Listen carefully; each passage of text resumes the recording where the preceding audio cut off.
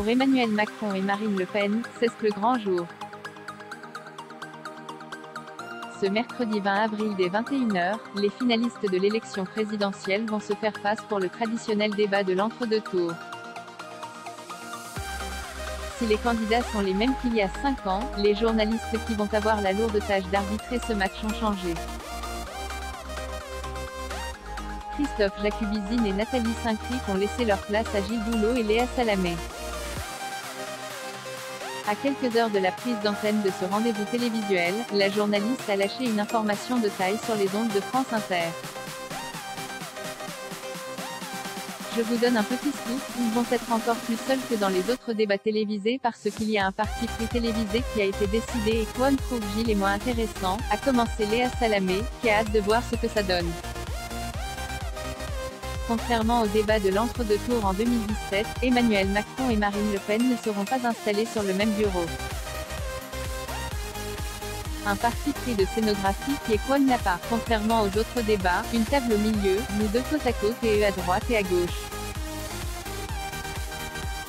Nous, les journalistes, sommes clairement en retrait. Ce parti pris n'a jamais été fait encore en France, a-t-elle décrit, impatiente. Pour ce débat de l'entre-deux tours, aucun détail n'a été laissé au hasard par les équipes de TF1 et de France 2.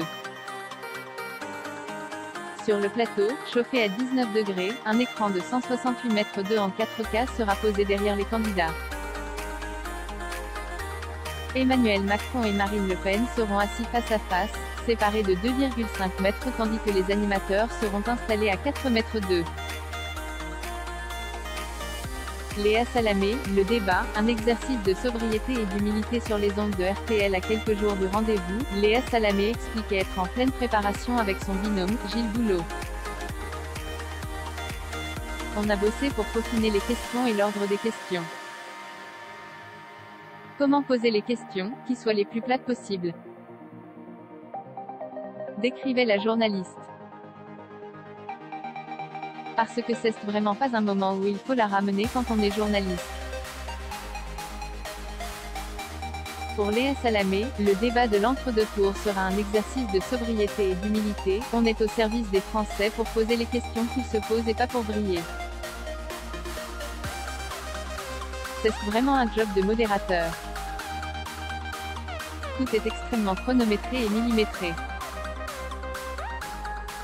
Quant à Gilles Boulot, il a hâte. On additionne nos forces, on construit un conducteur, un cheminement logique des thématiques. Et on nourrit chacun des thèmes avec des questions et des sous-questions, décrivait-il auprès de LCI. Comme un écolier qui fait une rédaction. C'est assez simple.